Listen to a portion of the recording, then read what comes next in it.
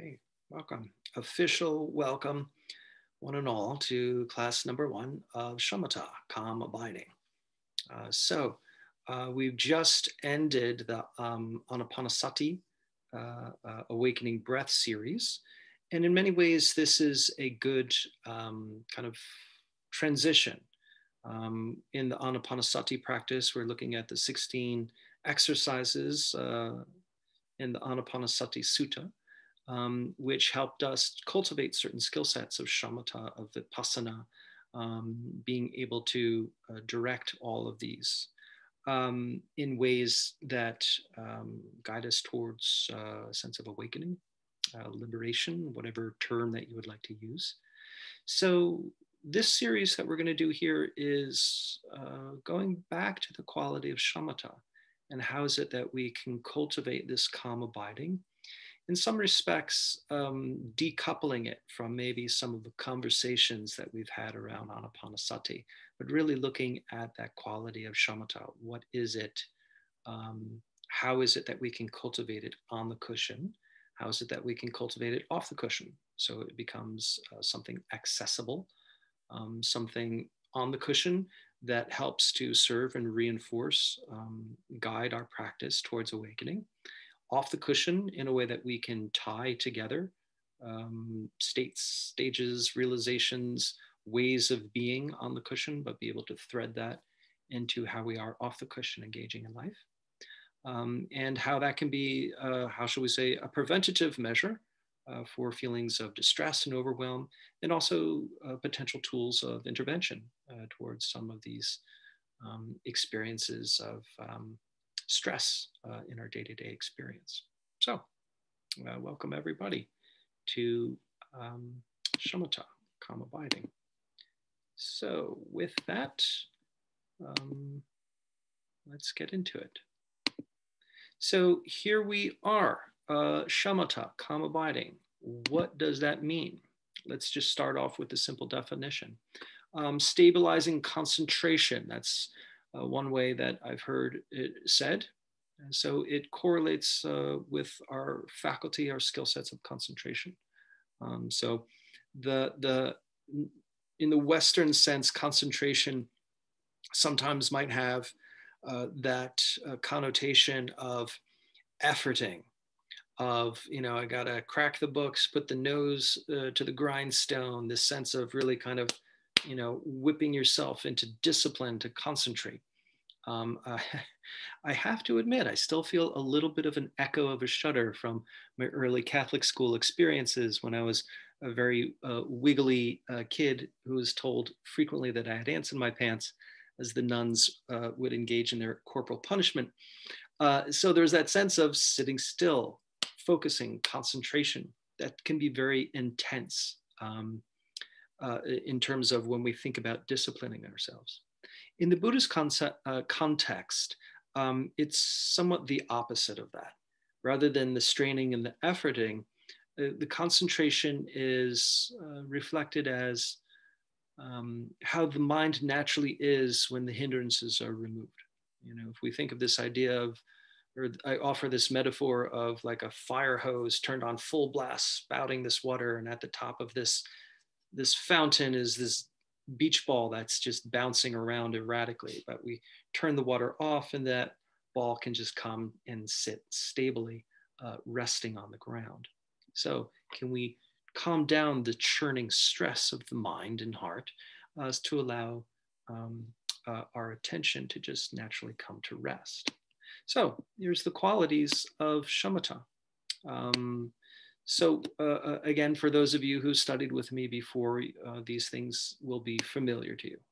So just as always, reflect upon how your wisdom has grown and deepened since last time we've had this conversation. Shamatha, there's a calming, cooling aspect, and the calming, cooling aspect of mind and practice. So really, we can say that there's practices that cultivate shamatha, but ultimately it's a quality of mind. It's a quality of mind, the cooling sense. Sometimes they talk about shamatha and vipassana working together to help serve and reinforce each other. the vipassana being the insight quality, that discernment that helps us gain insights towards liberation.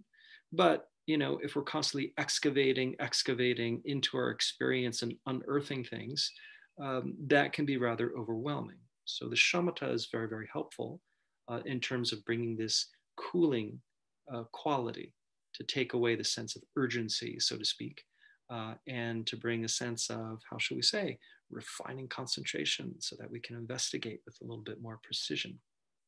So shamatha, the calming, cooling aspect of mind developed in practice. There's this one fraction of a sentence here, as if resolving an issue. So just think of when you have an issue or you have a problem. What comes with that? There's a sense of urgency. I can't rest because I have this thing weighing on my mind, or there's this thing that's about to happen and I'm filled with mild anticipatory trepidation.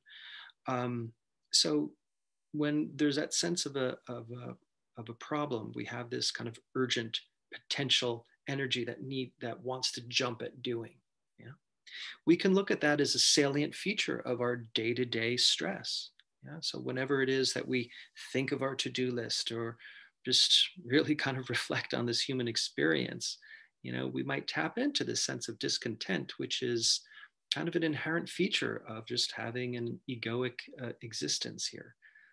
Kind of the nature of the ego from the Buddhist context is to have a sense of discordance and discontent. The problem is that creates a sense of this potential energy, of this volitional energy, that we need to do something and not rest until that is resolved. And then the way that we struggle with that can go out in all kinds of different directions. How is it that agitation manifests in you? What sort of habits does that create? What sort of ways does that make you able to be or not be in your experience? So the shamatha deals directly with that. So the shamatha quality is the opposite of the sense of urgency.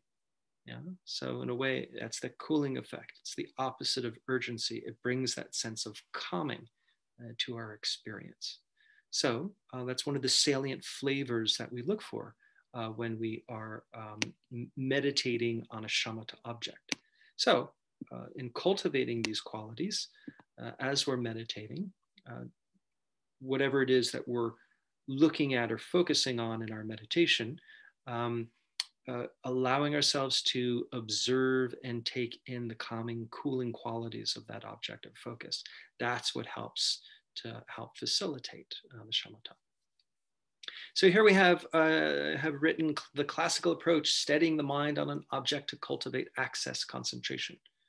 So the more that we allow the mind to steady and stabilize, and we do it with repetition, we do it with frequency, it becomes something that is a replicable experience. That is to say, eventually we get to the point where we can sit down on the cushion to meditate and concentration turns on. And it's a salient, tangible experience that we can have. So that's one of the ways that we can look at this concept of access concentration. It's an actual thing. So this is what I hope this class can help us become sensitized to and move towards cultivating some access concentration. So increase the amount of time that you can continuously be with the breath. That's a very classical way to start working with this. Paying attention to the calming and pleasant aspects of breath. Those are the shamatha features. And the more that we can attune to those and give space to those, the more they can tend to proliferate. Correlates with the gladdening and balancing qualities, the third tetrad in the Anapanasati. So for those that have taken that course, it's referencing to that. But if you hadn't taken the course, no need, don't worry.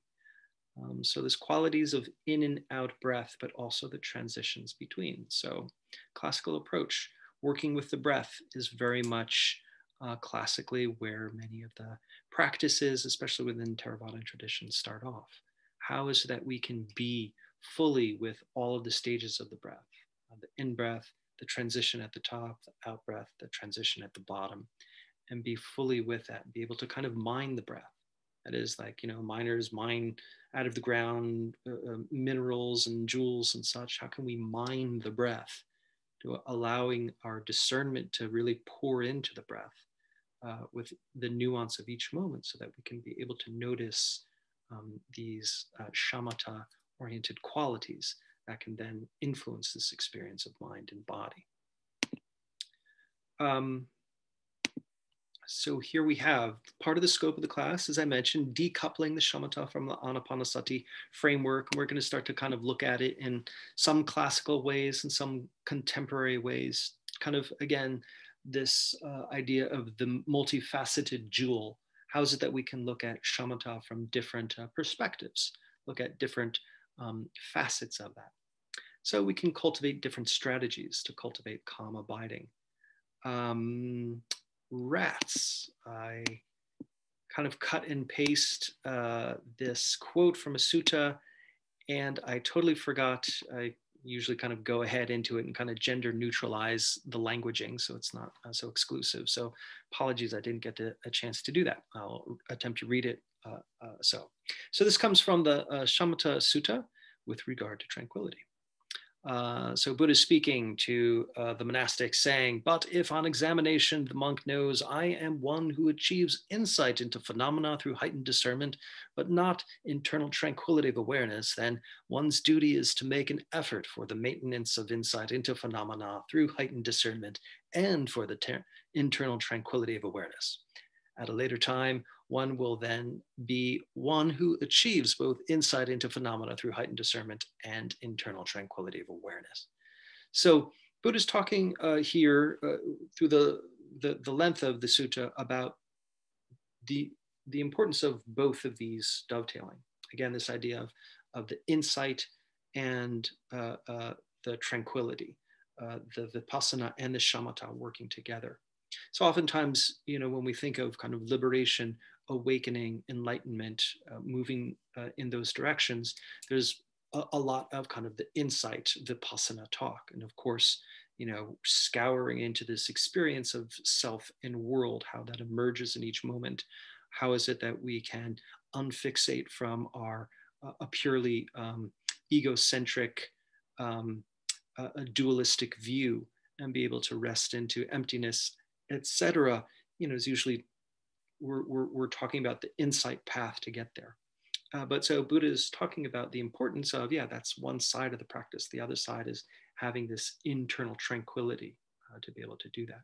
So as I was saying before, yes, there's a lot of excavation that happens with the insight, but the shamatha helps us both with the ability to calm the mind, to have that concentration, to pay attention to what we deem as relevant to the exclusion of what is irrelevant. So we can have a much more of this surgical precision in our awareness, and yet this ability to take in, to integrate, to be able to experience, let go, be able to simultaneously cultivate an inner tranquility with regard to whatever it is that comes up. So it's a necessary component in awakening. So I just threw that in there as a sense where, because in a lot of different circles that I ran in, there would be a lot of people who consider themselves in, how shall we say, top tier positions of authority that would diss concentration. They would diss shamatha. They would say, that's not it. Well, without getting into the classical arguments, concentration and shamatha alone is not sufficient for awakening. And yet I would also argue that a lot of the mindfulness / vipassana practices without the shamatha is not sufficient towards awakening either. So it's necessary. It's a necessary component for us really as mature meditators to have access to. Okay, so again, for people who studied with me for a while, they might be familiar with this image. Here we have Bessie the cow. That's where I like to start. Yes, we're talking about a cow here in terms of cultivating concentration. There's this term in Pali called Gocara.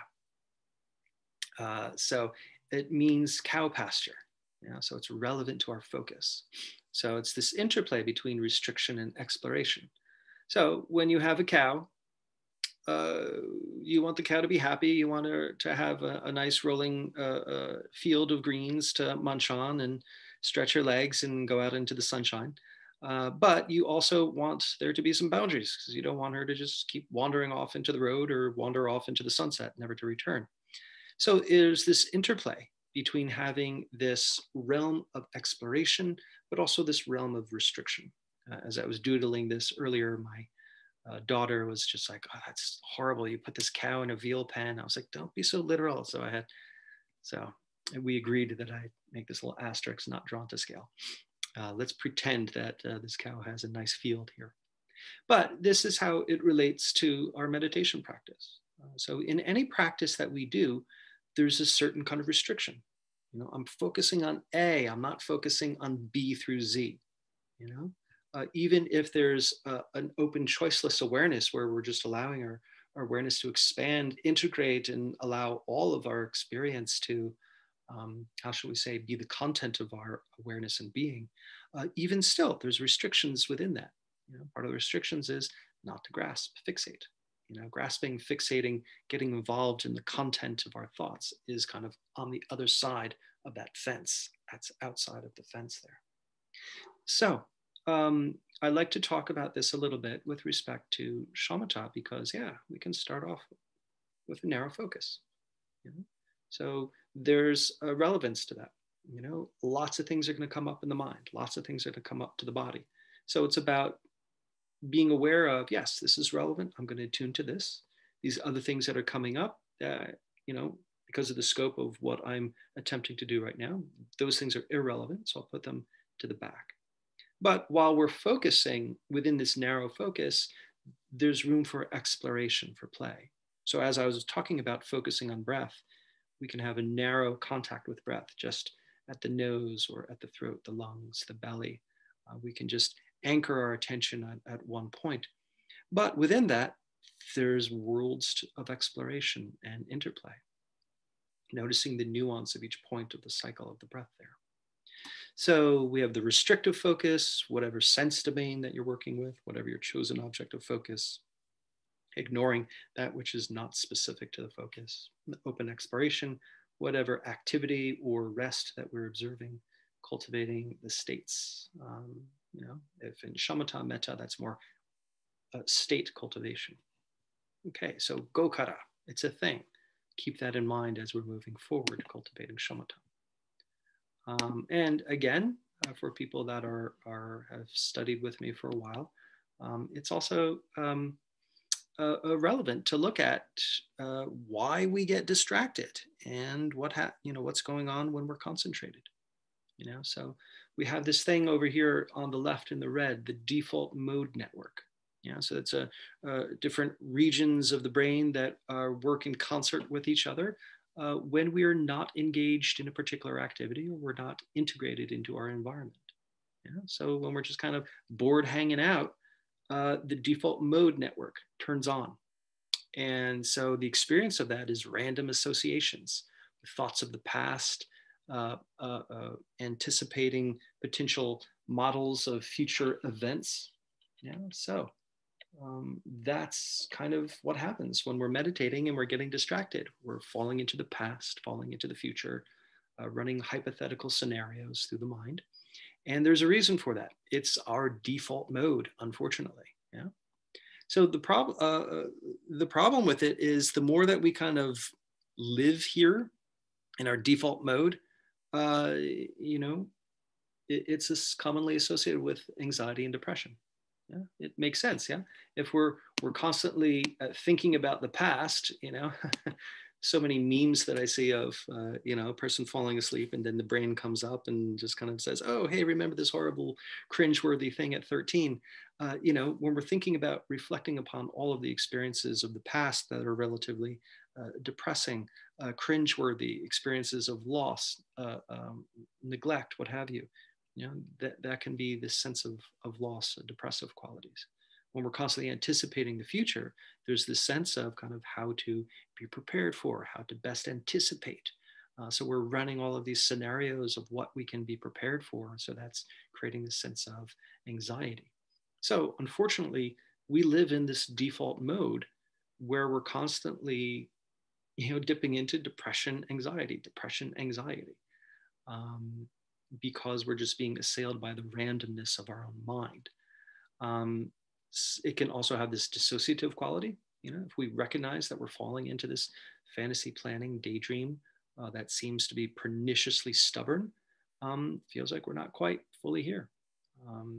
So sometimes we allow ourselves to continue on because there's this self-soothing quality. Yeah, if I'm just hanging out in fantasy and daydream, sure. It's pretty much the entirety of my academic experience all through high school and earlier was me sitting in the back of the room because all my classes were alphabetized, sat in alphabetical order, and I was just daydreaming.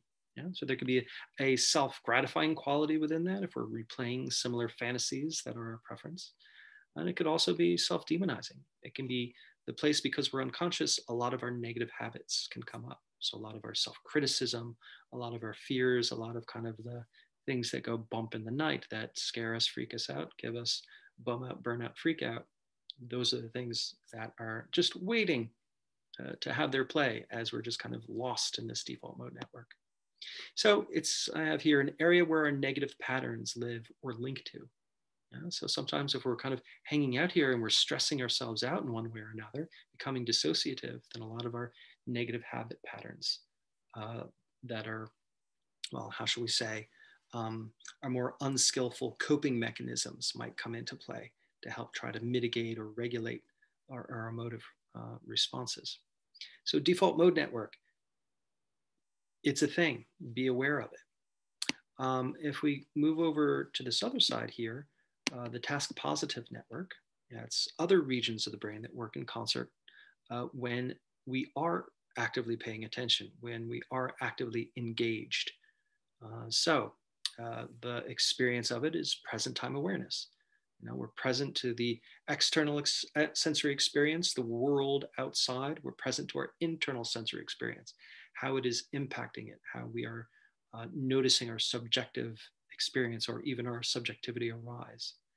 So that present time awareness, that's associated with well-being. Yeah, we're present, we're engaged, we're not trying to push and pull on our experience, but we're allowing that experience to unfold. Yeah, there's a sense of well-being within that. So we have access to our skillful mental states when we're present to our experience. We're able to kind of ideally incline ourselves to be aware of mindfulness, investigation, energy, joy, tranquility, concentration, equanimity. Again, for those that are familiar with awakening factors, we can go a little bit more into that later. And then we're able to discern these negative habit patterns that want to come up. We're able to see it for what it is. There's that habit pattern. All right, I'm going to manage it a little bit better.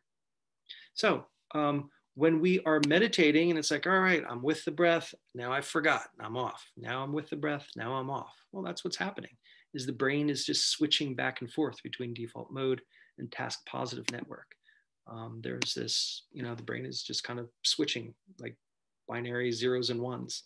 That's what's happening. Our lifetime of being distracted and unconcentrated wants to dominate, but then this newer habit that we're training wants to keep interrupting it. So they're continually interrupting each other till ideally we begin to train this mindfulness quality so that it can become more of a dominant feature. Any questions on any of that thus far? Okay, moving right along. So again, for some of you, this might. Hi. Hey. Hi, Mike. Hello. Hi. It took me some time to unmute myself. I have a couple of questions. Some of these things I feel like, I've kind of made sense of it on some level, but I really want to know what you think about these things. Mm-hmm. So the task positive network and the default mode network, we need both for different purposes. Yes. So are you saying that it's a discernment that we are working towards, like when to have, or having some control over falling out of DMN when we need to? Mm-hmm. Having some kind of internal control or some kind of a choice, that's what we are developing? Because we can't just live in TPN all the time. Correct. Correct. Yeah, go ahead, please. Well, I'm curious. Let me ask you, why is it that we can't live in it all the time? In TPN? Yes. Yeah, so, okay. So for example, if you are an artist and if you want one of these like creative springs showing up, yes. So there is some research that shows that mindfulness is not good for that kind of creative sort of spring to appear. Yes. And you do need that resting period, and sometimes you do need to have lack of awareness, and you do need to have kind of like the daydreaming and self-soothing quality that you need.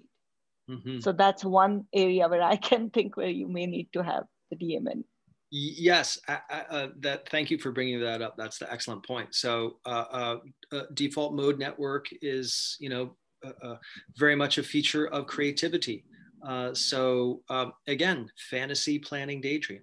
So, my years of being, as I mentioned, my entire academic career earlier on was me just being in fantasy and daydream, and I considered myself an artist, et cetera, and I very much relished those states of mind, because those were the places where creativity, inspiration, and all of that is to be found. So yes, I'm totally giving a negative view right now, or previously, to default mode network. But yes, it is necessary, as you said, to give ourselves a break and a rest. And also, how shall we say, there is that practicality for creativity. So yes, that it's excellent for that.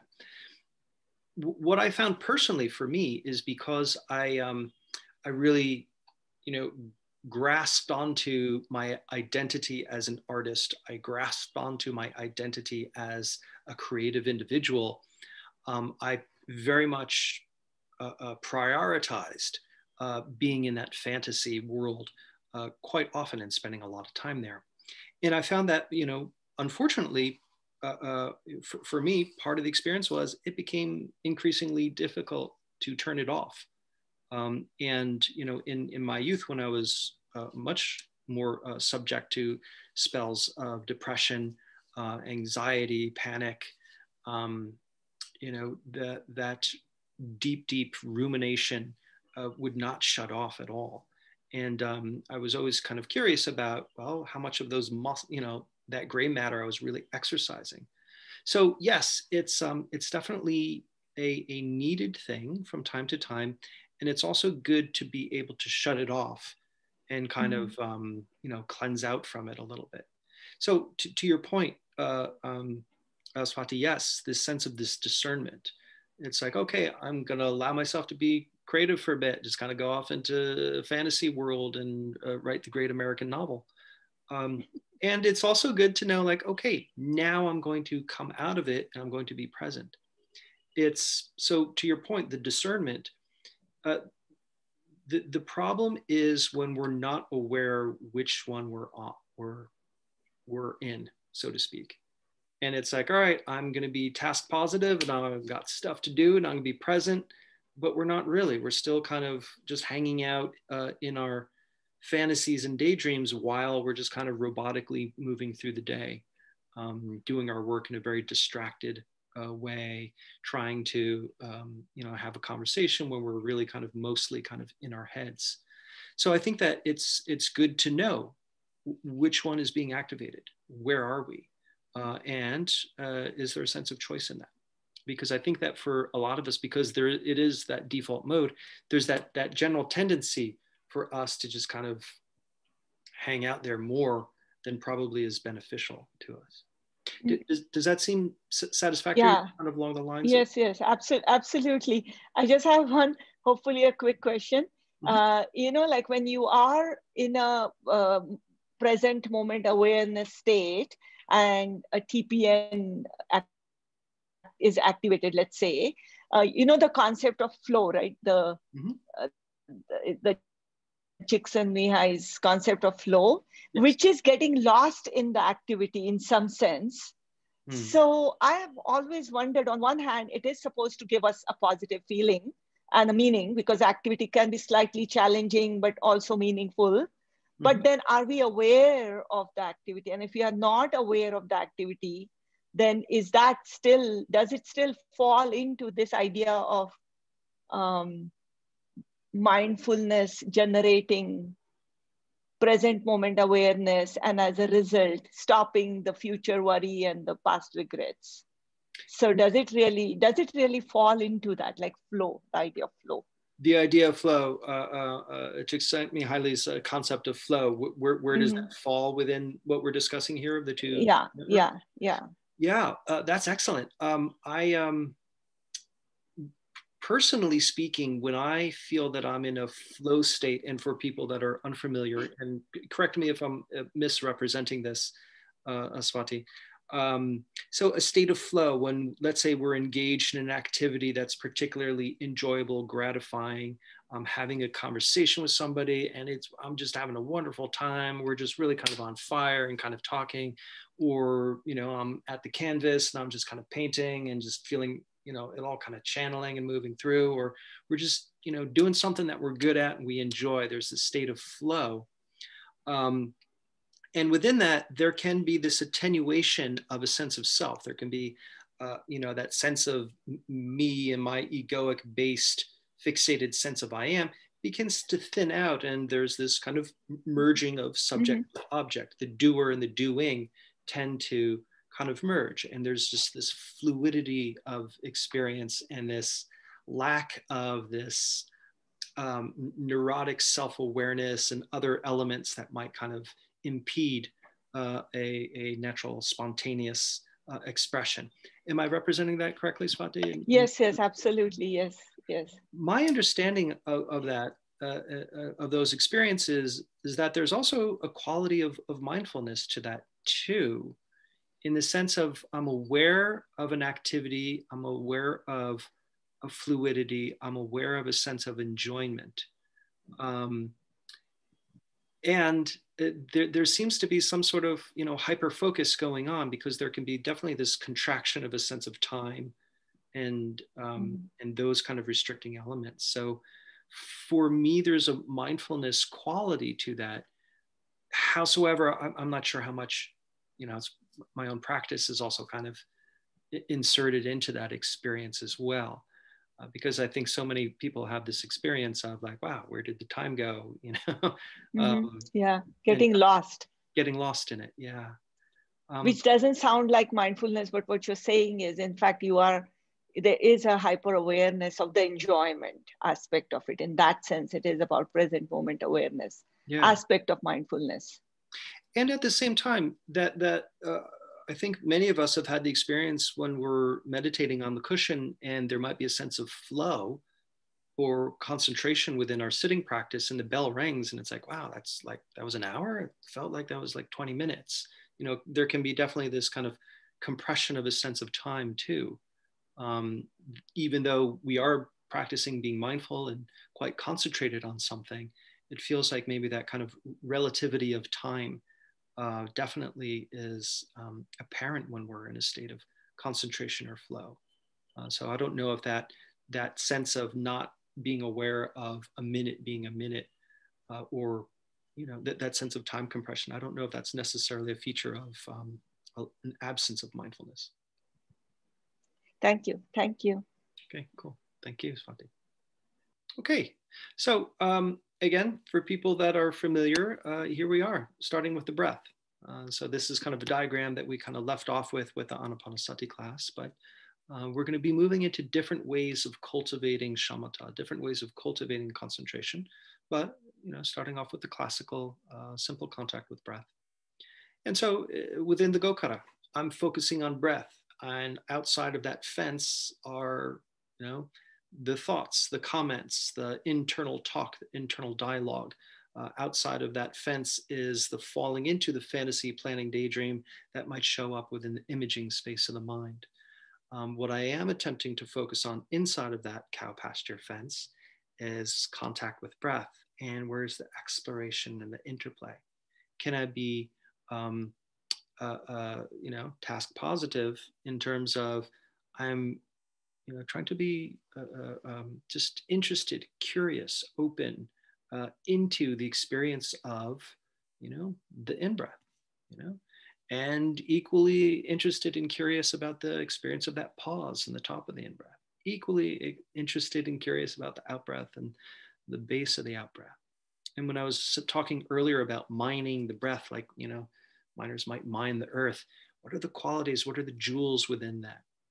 So I have here, this darker triangle on the top that encapsulates the two halves here, or the two parts of the in-breath and the top of the in-breath.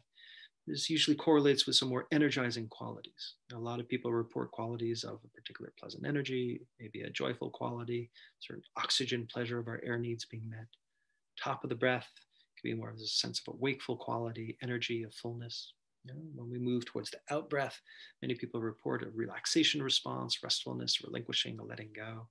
The base of the out breath, there can be that sense of that kind of ball coming to rest when the fire hose is turned off, this moment of kind of, resting, a tranquility, a sense of equanimity, peace, ease.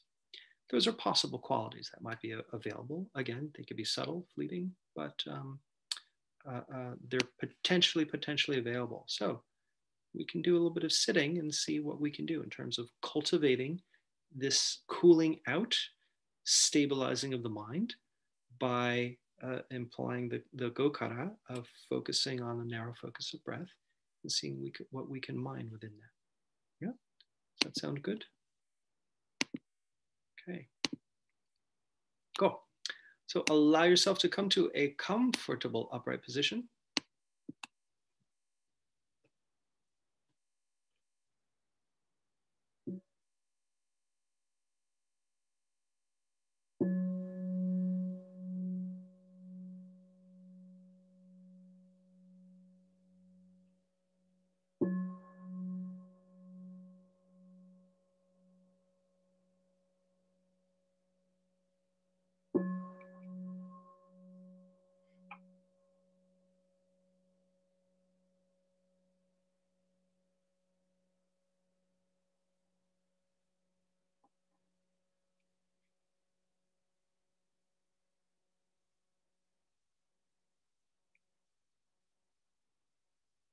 Allowing yourself to straighten up and settle in.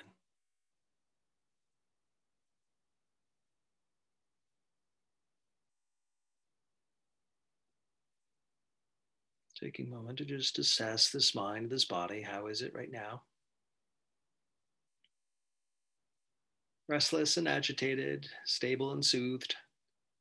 However it manifests, whether it's to our preference or not, it's all okay. So just allowing ourselves to just be aware of how we're entering into this moment.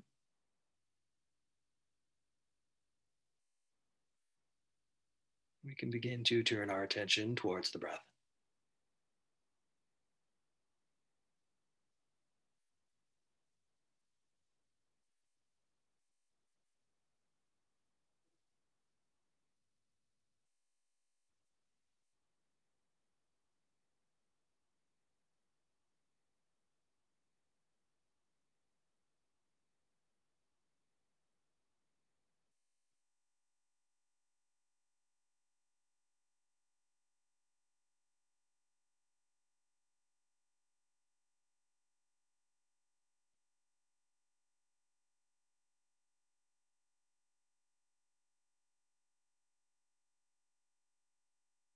So anchoring your attention to a part of the body that is actively engaged in breathing, be that the nose, the throat, the lungs, the belly, whatever feels most appropriate.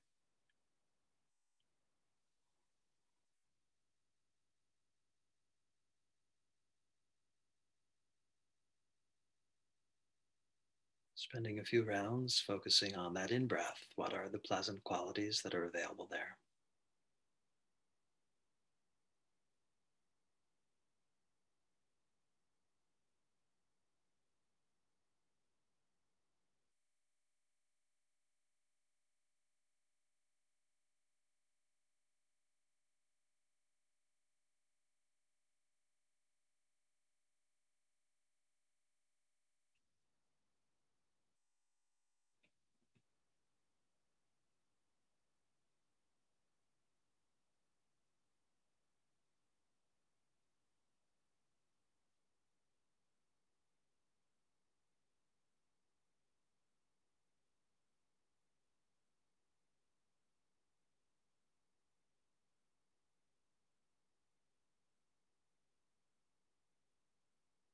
So part of it is to discern what is present. What are some pleasant, cooling, energizing qualities that are available? Can you give yourself permission to feel them, to enjoy them?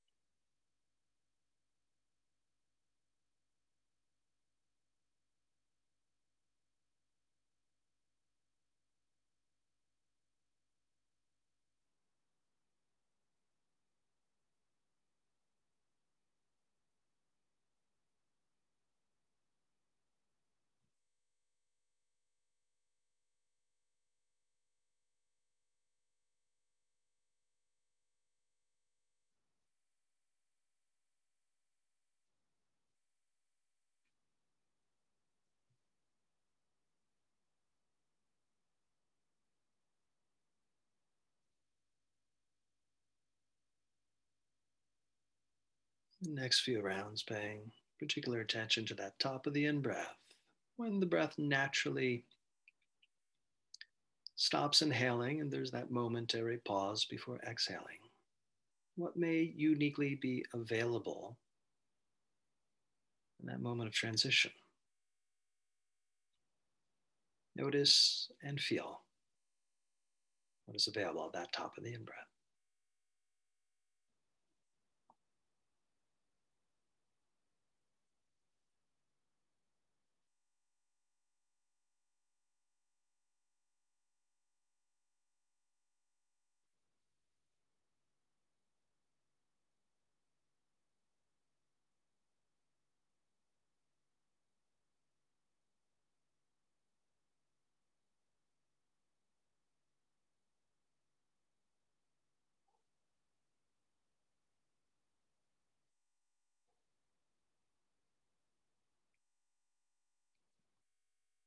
So this idea of really allowing yourself to become interested, curious, fascinated. I know breathing is something we do all of our lives, but allowing yourself to be curious. Don't assume anything about the breath. But the more that we can kind of zoom into that experience, increase our sensory clarity, our concentration, our equanimity, we may be surprised at what is available. So, to whatever degree that you can allow the breath to really occupy all of your attention, observe how it's impacting this experience of the body as well.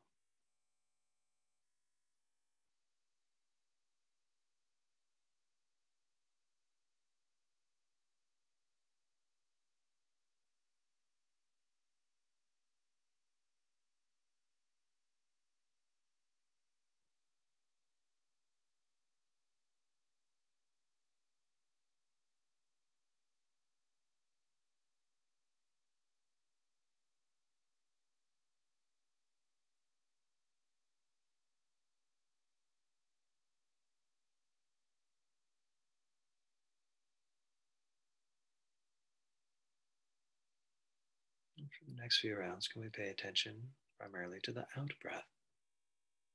What is uniquely available there? Really getting into it, getting into the yumminess of the breath, letting that take over.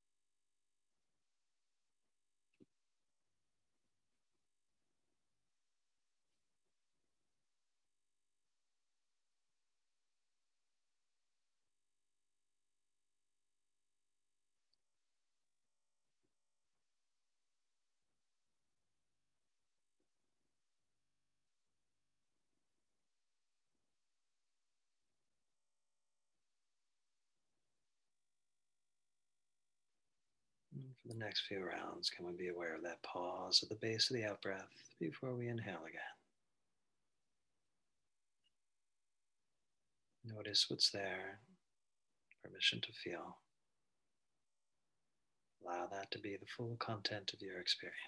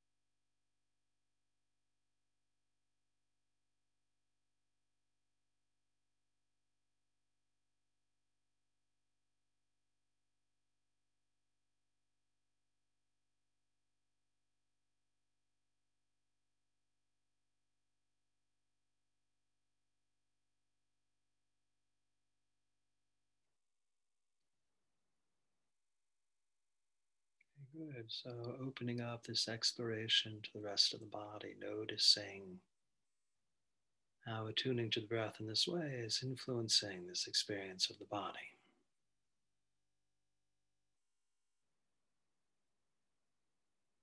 The pleasant, invigorating qualities of the in-breath side, the restful, settling qualities of the out-breath side.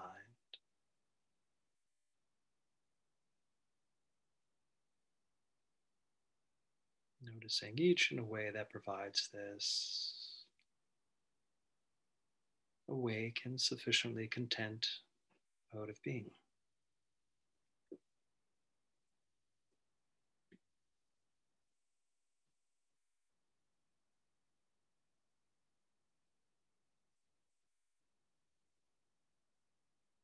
Of course, distraction will come in. That default mode network wants to turn on. It's natural, totally okay. The more that we can come back to this experience of breath and body, the more we're strengthening this awareness and return.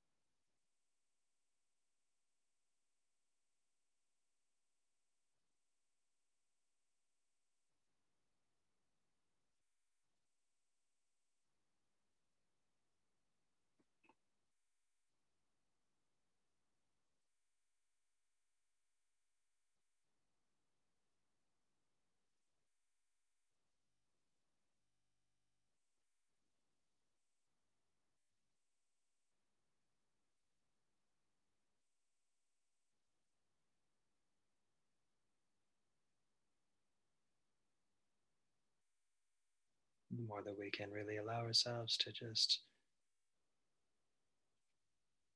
observe these pleasant qualities and just allow them in, like water soaking into sand or the tea bags steeping in hot water.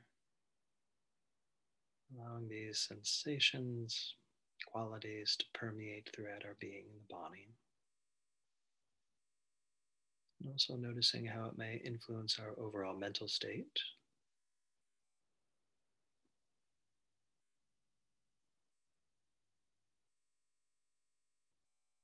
Just whatever it is we notice that is pleasant quality, pleasant and calming shamatha qualities.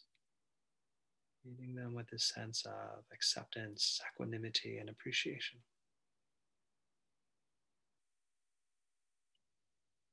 And of course, these patterns otherwise will arise. The fantasy, planning, daydream, maybe the restlessness and doubt.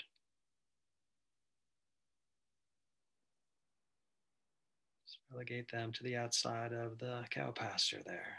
Put them in the back seat. Focusing more so on any of the shamatha qualities that we notice. Permitting, allowing, appreciating.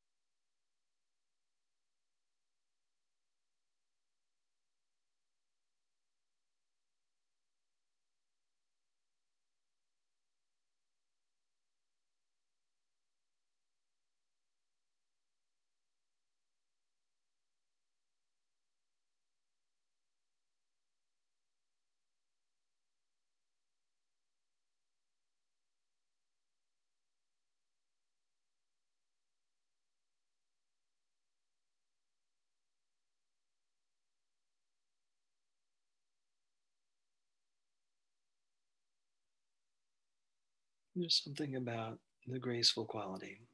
And there can be an efforting, and focusing, but you can just lighten up on that. Just move into more of a sense of grace and allowing. And the qualities of flow were mentioned earlier, whatever degree that you notice, observe any qualities of pleasant flow. Just ride that.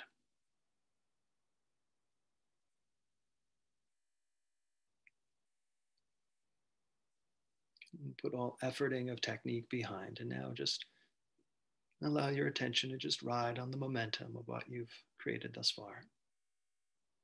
And put yourself in a place of ease, non-doing.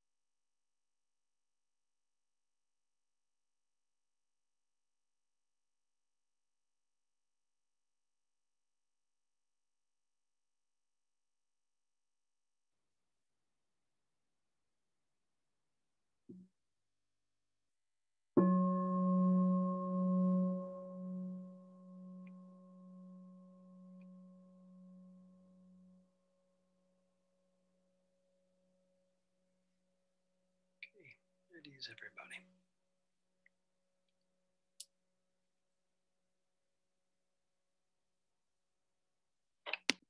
Okay, good. Okay, so thank you very much for your attention and engaging in the practice today. I hope that it was of relevance and help to your practice. And as we continue on through the series, we'll be, again, looking at different other ways that we can cultivate shamatha, build upon shamatha, deepen shamatha. So this is only the beginning, folks. And so let's end our formal practice with a dedication of merit. By the merits of these acts and other such virtues, may we attain a liberation for the benefit of all beings. We bow before those who've come before us on the path, after us, and to those who walk beside us on the path.